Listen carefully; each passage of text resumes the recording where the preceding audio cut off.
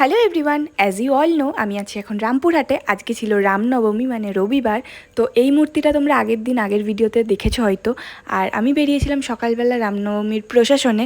এখানে সকালবেলায় বেরোই, হ্যাঁ জানি আমাদের কৃষ্ণনগরে সন্ধ্যেবেলা বিকেলের পরে আর কি বেরিয়েছিল, কিন্তু এখানে একদম সকালবেলা 11টার পর থেকে বেরোতে শুরু করে দিয়েছিল। এই হনুমানজিটা দারুণ ছিল। আর এই হচ্ছে আমার মেশো। তো তারপরে ভাইদেরকে নিয়ে যাওয়া হয়নি প্রথমে, এখন দুপুরবেলা 3টের সময় ভাইদেরকে নিয়ে এসেছি। এখন ভাই যাচ্ছে বাড়ির দিকে।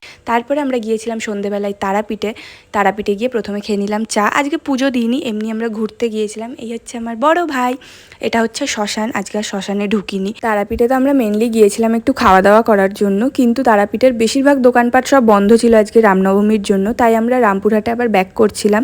তো এখানে এসে প্রথমে গিয়েছিলাম আমার ফেভারিট চপের দোকানে।